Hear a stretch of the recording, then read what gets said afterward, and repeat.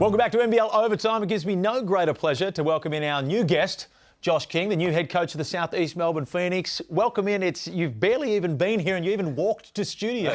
You're trying to see the city, or is that an environmental thing? Both. No, I'm staying right down the road, so it's a nice day. Nice. Might as well get some steps in. Get out there. I like it. Yeah. No, you've been here, a week and a half. You've had a chance to see the team. You were talking off air and you said you like what you see. Are there anything you think you need help with? Is there anything you think you don't like, or because over the years, we're being honest here, they've struggled with defense, and we know you're a defensive coach. Yeah. How do you fix that? Yeah, I think just day by day. You're not going to fix it in 1 day or 2 days of practice, or 2 weeks for that matter. I think getting a little bit better each day. We'll get a first run at it on Friday against Tasmania, which will give us challenges, but hopefully after that game we can get better in the next game. So just step by step like anything else. I spoke to a lot of people once you were announced, and they all said the same thing, that it's defensive beasts are the teams that you like to coach. But what makes a team a defensive beast from an individual rostered player standpoint?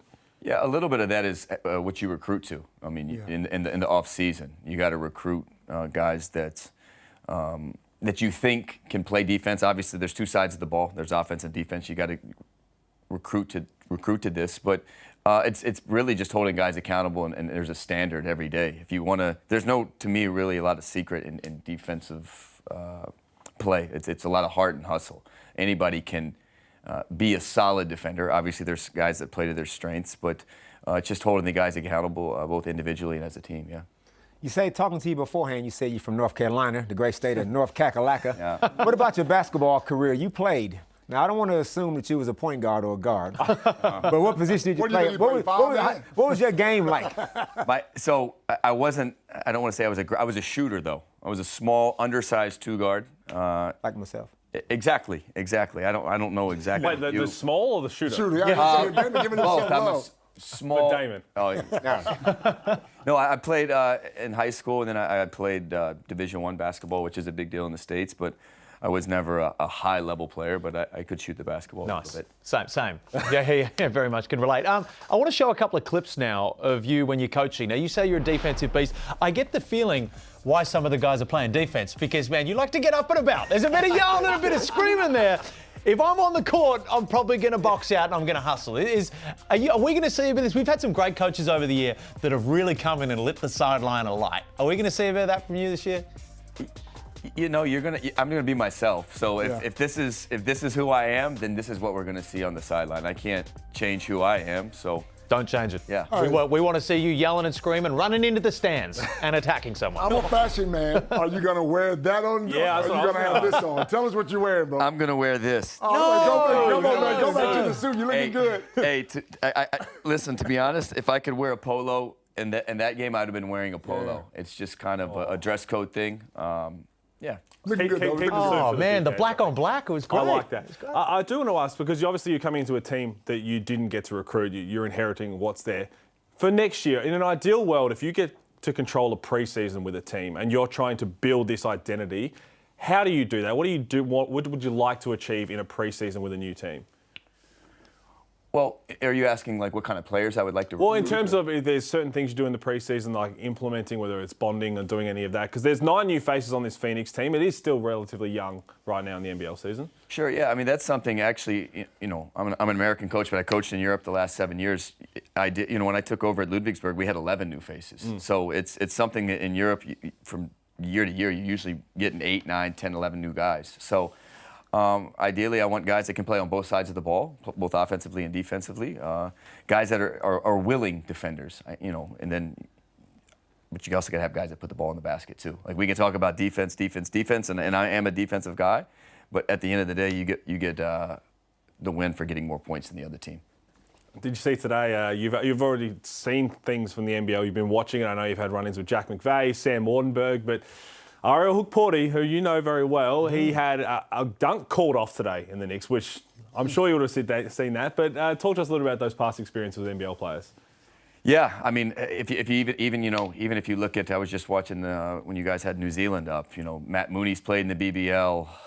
Parker Jackson Cartwright's played in the BBL. Even Freddie Gillespie was in the BBL as early as 2 years ago. A lot of players that are now here have played in the German league. It just so happens that every morning the NBL is on my YouTube in Europe, so I'm actually watching to recruit for March and April. And I really enjoy watching the league. That was part of my decision to come over here, was just the familiarity I had with the league. I like the league. I like the style. I like a lot of things about it. So what you're trying to tell us is Parker Jackson Cartwright, Huck Porty are almost locks for Southeast Melbourne next year. I mean, listen, I'm wishing the best for Ariel. He's a great kid. I've known him since he was 15. I know when he came to Melbourne United, he had the injury, but he matured. They did a great job with him. He matured a lot. Unfortunately, I could only coach him for 4 games last year. He had a minor injury when he came with us, so they kind of shut him down. But I like a lot of things the league does, especially with this Next Stars program as well.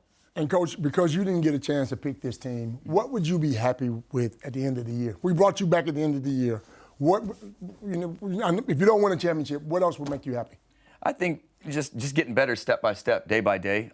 There's a lot of season left.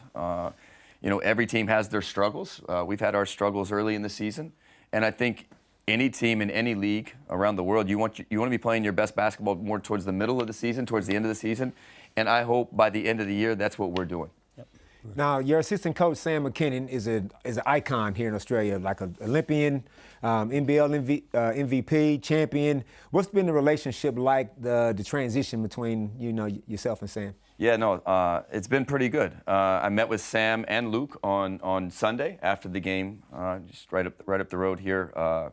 They've been really helpful for me. Both guys have got a lot of time spent in the NBL, and obviously Sam did a great job of filling in here, and I'm going to lean on these guys a lot. They have got experience in the league, and yeah, so I'm looking forward to working with both guys. Yeah. We're excited to see what you can do on the floor, but you've never been to Australia before, so how have you found Melbourne, and what are you excited about being here in another new country? A lot of things. I don't know if I'm ever going to get used to this time zone. That's the one thing. Struggling? Not the hour, not the sleeping pattern, but the time zone is wild. So even in Europe, it's I don't know, night, day. I don't know about this, but We still have that here. We follow night, day. I believe. I'm looking forward to it to be in summertime when it's winter time. Right. That's what I'm really looking forward to. The city's been awesome. I've got to walk around. The weather's been great, and I'm just looking forward to learning the league a lot better.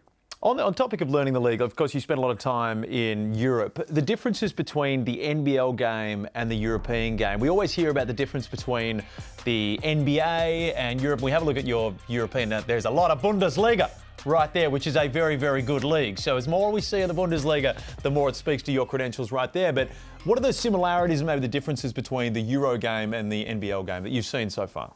Well, I said this when I watched the league. I always say I feel like the NBL is a mix between Europe and the NBA. I'll say both the German league and the NBL are both fast-paced, so I think that's one big similarity. I would say probably in Germany a little bit more, and Europe a little bit more defensive-oriented. I would say probably the NBL is a little bit more offensive-oriented. So those would be the two biggest differences, I would say. What are you most excited about? Like, what's the biggest thing for you, like exciting challenge over the next, let's say, 12 months?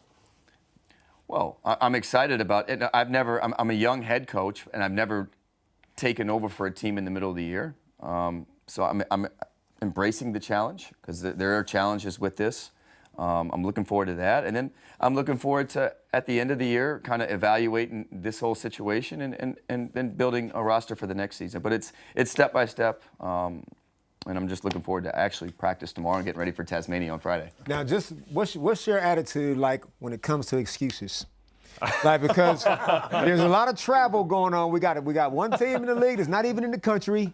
We got another team that's way over there in the West. So I've had that are we New Zealand trips. Are we ever gonna have, a Josh King say, hey, travel, we was riding, it took us 12 hours to get. Where do you stand on that? Damon, one thing, that's called like building the narrative, right? I'm bad at building the narrative. Yeah. I'm too candid with that. Over the years, people have said, hey, you got to come up with a story on why you lost. I'm like, we got our butts kicked today. There's no story. So I don't know if there's going to be a lot of excuses for me. I kind of like just call it like I see it. Love that. Perfect. Well, mate, we can't wait to see you debut on Friday night. It's going to be huge. The fans are going to be happy. And you know what happens over here? Usually when a team has a new head coach, they play awfully hard in those first couple of games. So we're looking forward to seeing how they go, and we're wishing you all the best of luck for the coming year. Thanks, guys. I appreciate you having me on. Thank you. Cutting to a break now. Plenty coming up next.